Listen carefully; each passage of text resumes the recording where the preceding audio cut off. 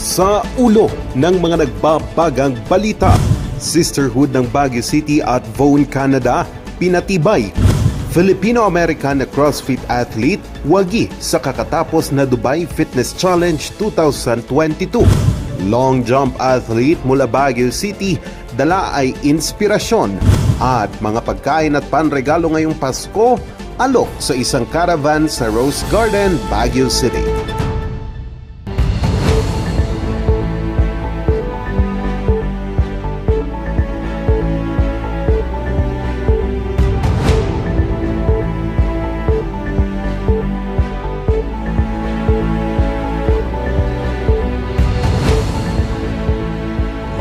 From the studio of RNG Luzon, this is Luzon Headlines. Naimbag na malam amiyanan a Luzon, narito na ang maiinit at bagong mga balita.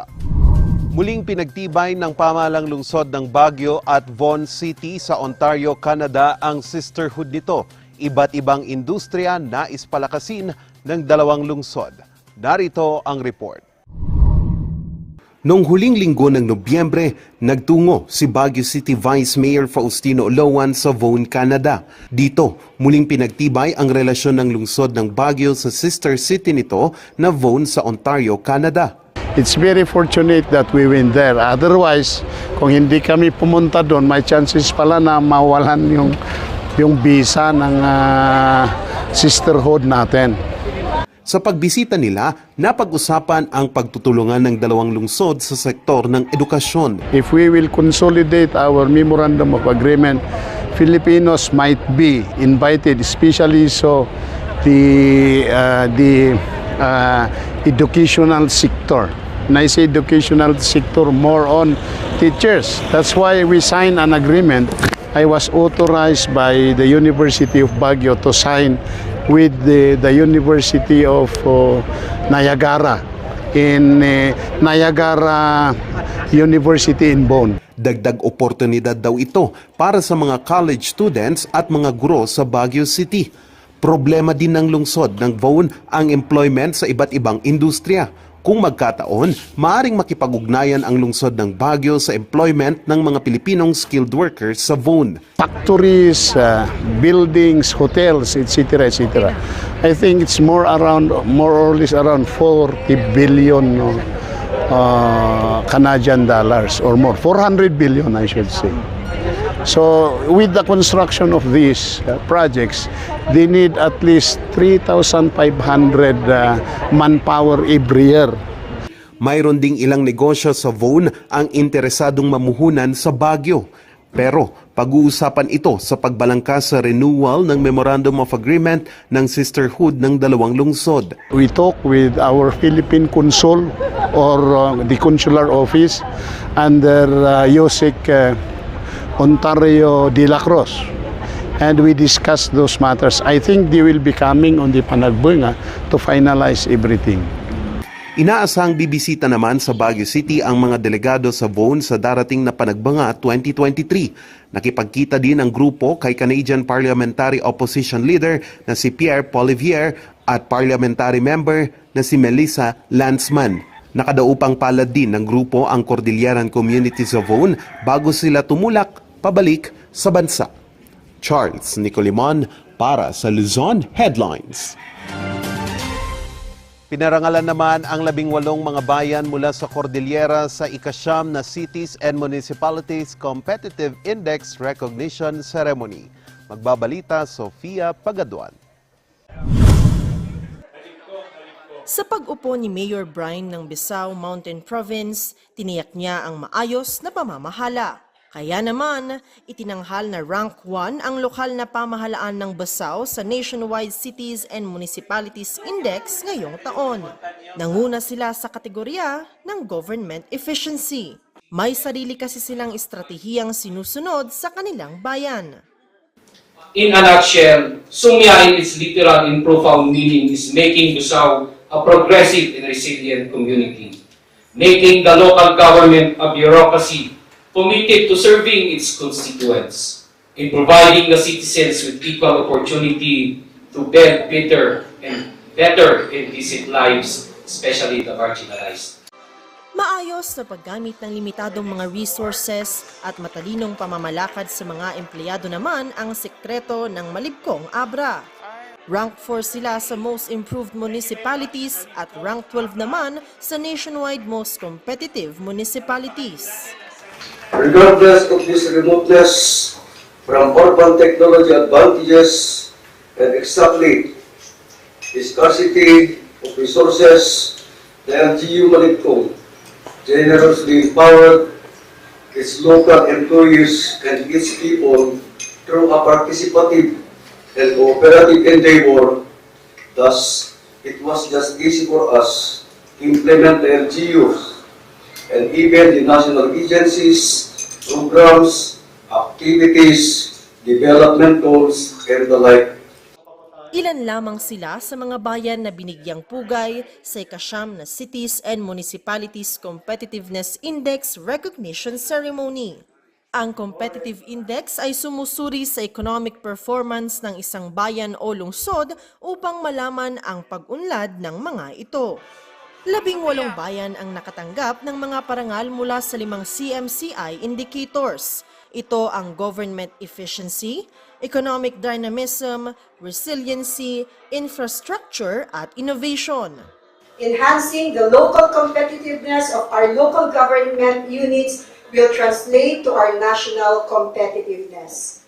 As we enter a new governance landscape, we are confronted with different challenges that have tested our productive capacities, lalo na nung pumalo ang pandemya. So malaking hamon talaga sa atin ang COVID-19 pandemic. Ayon sa International Institute for Management Development, pang-45 sa 63 na mauunlad na ekonomiya ang ranggo ng Pilipinas sa buong mundo. Pang-13 rangko naman ito sa 14 na Asia-Pacific economies. So I hope, my dear officials in the government, especially the government units, I hope that really, for this occasion, let's give you the motivation to give better service to our people. For you, it's not only the sector of the business enterprises, but as a whole of your constituents that gives development within your region. Isa sa mga nakikitang dapat na pagtuunang pansin umano sa rehiyon ay inobasyon at human capital. We need to address technology, innovation, and that is through R&D and startups.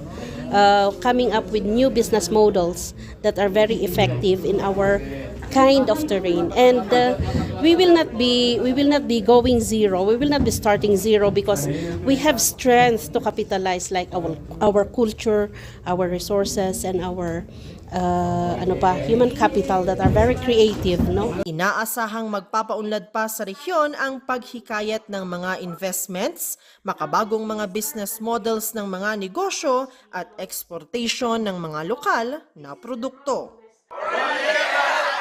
Sofia Pagaduan para sa Luzon Headlines. Pagmamahal para sa sports ang inspirasyon ng isang long jump athlete mula Baguio City sa patuloy nitong pagre-representa ng bansa sa iba't ibang kompetisyon. Magbabalita, Randy Guzman. 12 taon pa lamang si Kath, ang track and field na ng Baguio Athletic Bowl ang kanyang naging palaruan. Sa mura kasing edad, kanyang kinahiligan ang pagtakbo at pagtalon. During recess sa school, meron yung habulan yung team. So, naisip ko, mabilis ako, so why not gamitin ko sa sports? And also sa jumps naman, yung Chinese garter. Number 1 ako sa school So, sabi ko, parang gusto ko mag-sports. So, trinay ko nung grade 6 ako. Doon ako nanalo ng gold medal sa district meet, all the way to palarong pambansa. Nang mag-high school, kinuha siya ng Baguio City National High School Special Program for Sports bilang student athlete. Pag competition pala sa high school, lahat kayo magkakalaban. Walang age category dyan So, nung elementary ako, undefeated talaga ako. So, parang, okay, masaya tong sports, lagi kang panalo. Pero pagdating nung high school, iba. So, nung high school, medyo nahirapan ako mag-cope up. Kasi natalo ako ng mga senior So, nung 3rd year and 4th year, doon ako bumawi kasi parang yung lakas ko doon na nag-improve pa. Dahil sa pagpupursige, naipagpatuloy niya ito hanggang sa kolehiyo. Dito na rin siya kinuha bilang miyembro ng Philippine team para sa long jump category. Ang struggle ko is yung mga days na wala ako sa school kasi I need to compete overseas and local. Kasi every morning, 5 a.m. nagtitraining na ako sa teacher's camp kasi doon na yung training ground namin as a national athlete. And then, comes 9:30 onwards hanggang 2, class ko na yan. And then, babalik ako ng 2:30 in the afternoon, PTHS, sa training camp ulit for my weight training. So, medyo mahirap. After ko ng afternoon training, meron pa akong class na 6 to 7:30. Ilang kompetisyon na rin ang kanyang nasalihan at hindi na mabilang ang mga natanggap na parangal. Kaya naman, kahit ngayong 32 taon na si Kath, sports pa rin ang isa sa kanyang mga prioridad. Katunayan, kamakailan lang, nakapag-uwi siya ng isang silver medal para sa long jump category at bronze medal para sa 4x100 meter relay sa katatapos lamang na Thailand Open 2022. Wala pa kasi akong nakikita na parang papalit sa akin, no? Kasi for now, sa long jump, mag-isa ko na lang for this year, pagmamahal lang sa sports. And of course, yung suporta mo sa Pilipinas na bakit mo hahayaan yung Philippines na walang representative kung pwede namang ikaw? Kasi as a mom, kailangan ko po i-manage yung time ko. As an athlete, as a mom, and as a child po sa akin, sa mga magulang. Kasi tumutulong pa ako sa business ko ng mama ko. Malaki ang pasasalamat niya sa natanggap na suporta, lalo na mula sa kanyang anak na nakakasama na rin niya sa pagtakbo sa edad pa lamang na 4 na taon. Kanya lamang hiling, mabigyan ang mga atleta sa bansa ng health insurance at maging retirement pension. Payo niya sa mga kapwa-atleta, ipagpatuloy ang dedikasyon sa training at sa mga kompetisyon. Pero huwag kalilimutan ang edukasyon na siyang madadala at magagamit kahit na matapos na ang kanilang mga karera. Randy Guzman para sa Luzon Headlines. Susunod, Filipino-American na CrossFit athlete wagi sa kakatapos na Dubai Fitness Challenge 2022. Yan at iba pang mga balita, susunod na.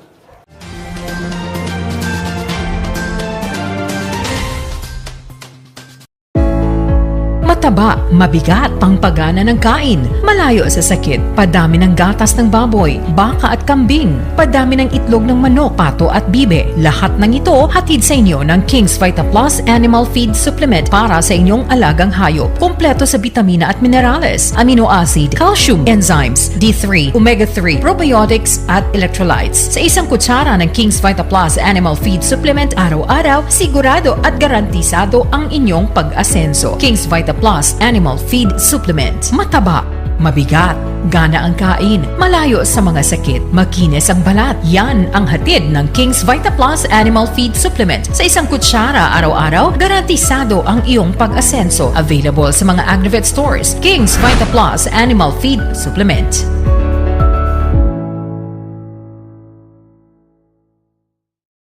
Kapag ang bawat isa ay protektado, ligtas at kompleto ang Paskong Pilipino. Ngayong December 5 to 7, isama na sa Bakunahang Bayan ang mga bagets edad 5 hanggang 11 at mga kapamilya at kaibigang edad 12 pataas para makuha ang biyayang proteksyon, handog ng mga bakuna at booster.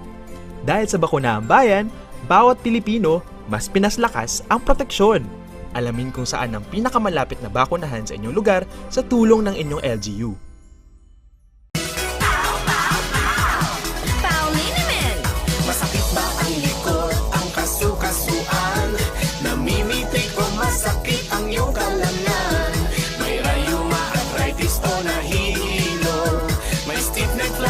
So masakit ang ulo sa Pauliniment yung haway garantisado.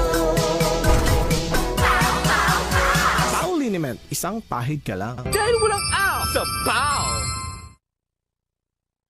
Bulok, maliliit at hindi ba malusog ang inyong mga halaman? Omega Green ang kasagutan.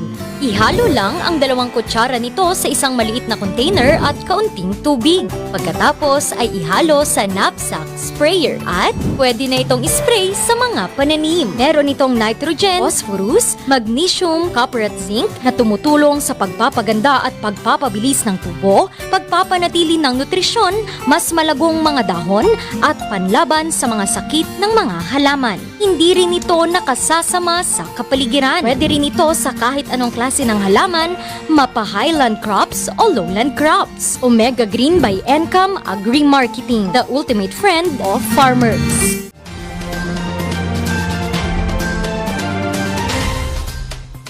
Wagi naman sa kakatapos na Dubai 2022 Fitness Challenge ang isang Filipino-American athlete.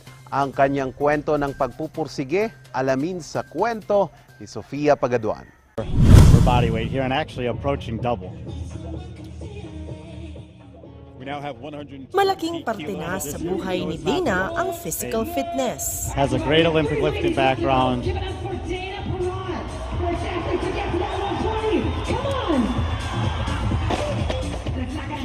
Sa murang edad pa lamang, naging tampulan na siya ng tukso dahil sa kanyang pangangatawan.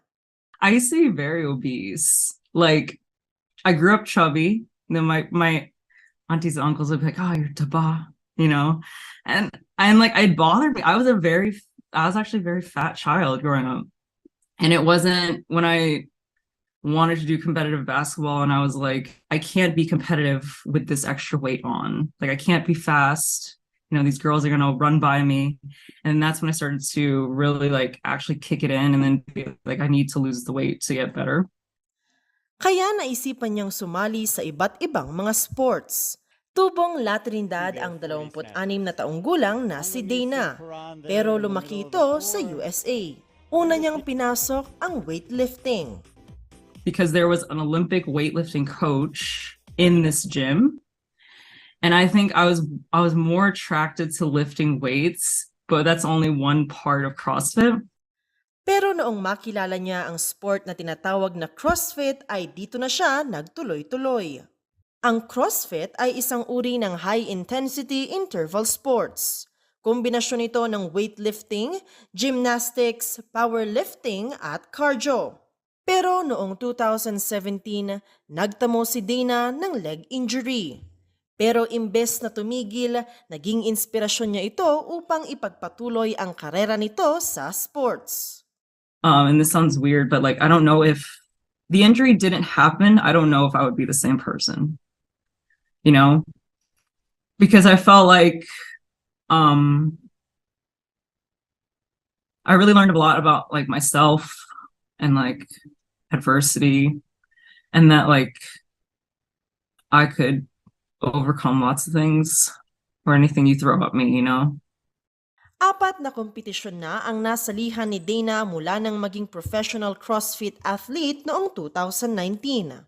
Naging kinatawan siya ng USA sa katatapos na Dubai Fitness Championship na ginanap sa 2 hanggang 4 ng Disyembre. 20 mga kalahok mula sa iba't ibang bansa ang nakaharap ni Dana. Leading up to it, especially because I knew that I was the only American to qualify too. I felt like I put a lot of pressure on myself, but yeah, it was definitely easily my biggest one. Yeah. Pinatunayan ni Dana ang kanyang tibay at tatag. Labis naman ang natanggap niyang pasasalamat at suporta. For Dubai, I heard a lot of Filipinos came out, and they were, you know, messaging me, and I was so grateful. It was overwhelming, and I felt so much love from our people because we show up, you know, for each other. We really do. Nagtapos si Dana sa 7th pwesto sa Dubai Fitness Championship. Sofia Pagaduan para sa Luzon Headlines.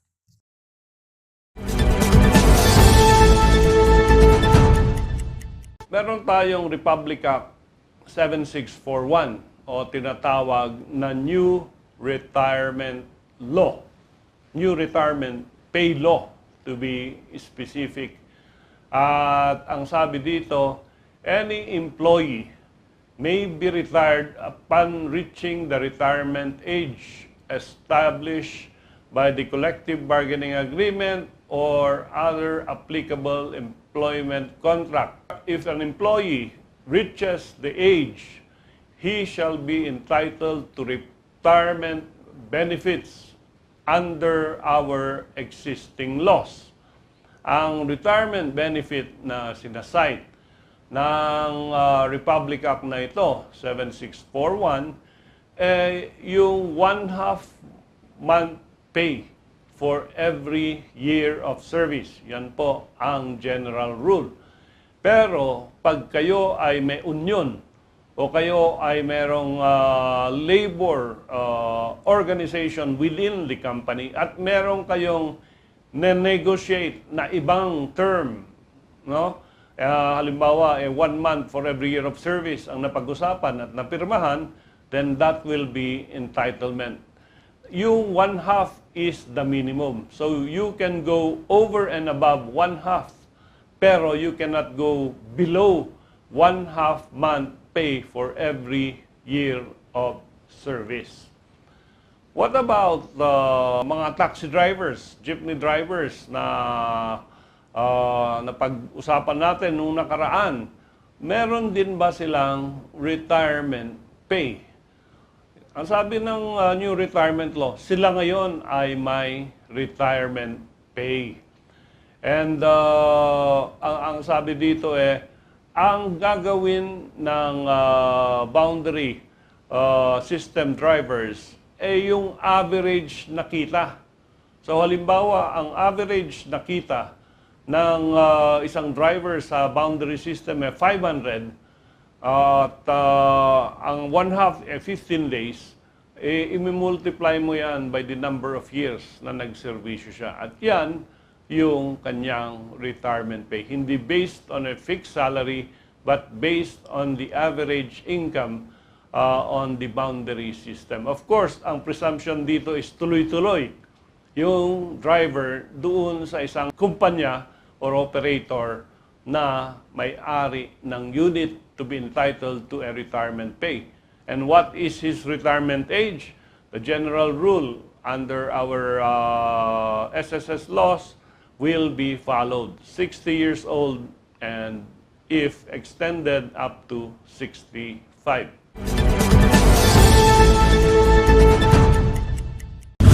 Susunod, mga pagkain at panregalo ngayong Pasko, alok sa isang caravan sa Rose Garden, Baguio City. Ang detalye, susunod na.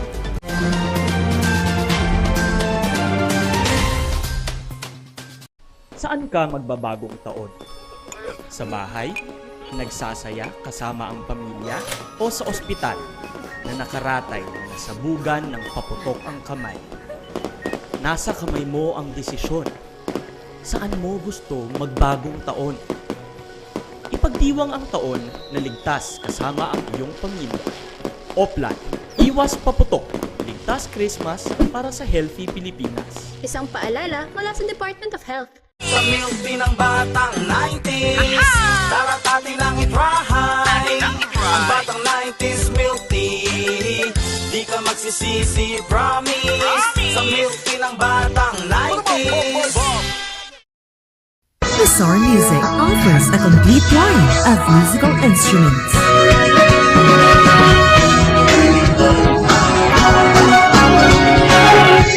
Bizarre Music, Baguio's pioneer in online music and art lessons.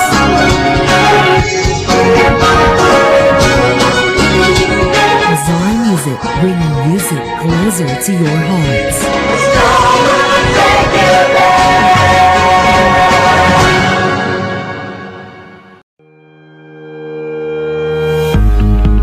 The Baguio Country Club, the first and only 5-star mountain resort in the Philippines, is fully equipped and ready to welcome you back.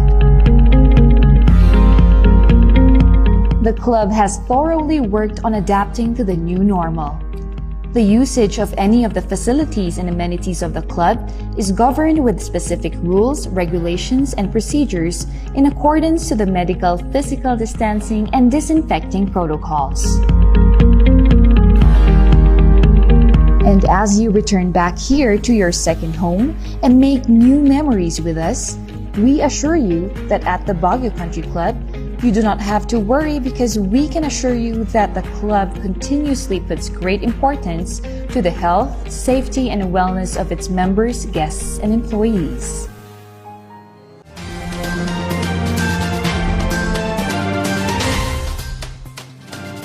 Labing-pitong araw na lang Pasko na, kaya sa mga hindi pa nakakabili ng pangregalo, swak sa inyo ang isang trade fair sa Rose Garden, Baguio City. Alamin yan sa kwento ni Jose Robert Inventor. Ilang araw na lang, Pasko na. Kaya si Marvin abala na sa pamimili ng pagkain at papremyo para sa kanilang Christmas party. Kanyang tinungo ngayong araw ang caravan sa Rose Garden. Medyo affordable po siya sa mga student, lalo na po sa mga magpa-party o Christmases.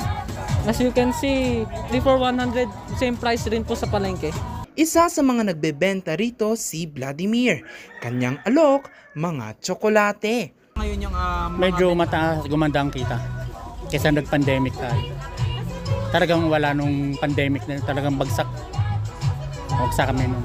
Kaya itong year na ito, talagang magandang dating. Sana magtuloy-tuloy. Pastries with a twist naman ang benta ni Johnny D. Okay naman po. Kaka-start lang kasi namin, so mag-introduce pa lang kami ng mga bagong products, which is i-launch pa lang namin sila this weekend. Para naman sa mga kumakalam ang sikmura sa pamamasyal sa Burnham Park, pasok ang pares at sisig rice ni Kim. Actually maganda yung ginagawa ng city government ng Baguio kasi it helps a lot of people. Lahat ng gustong kumita, mabibigyan ng chance para kumita. May mga laruan ding pang regalo o kay pantanggal bagot ng mga bata. Ang caravan na ito ay programa ng pamahalang lungsod para makatulong sa mga MSMEs. We are cultivating product loyalty. Now we are the ones becoming proud of our product and at the same time offering to the others what we have with the patronage and market through our marketing promotion. We are able to generate income for our MSMEs. Bukas ito mula umaga hanggang alas 10 ng gabi at magtatagal hanggang sa 8 ng Enero. Jose Robert Inventor para sa Luzon Headlines. At yan ang mga balitang nakalap ng Luzon Headlines ngayong araw. 17 araw na lang, Pasko na. Muli, maraming salamat at magandang araw sa ating lahat.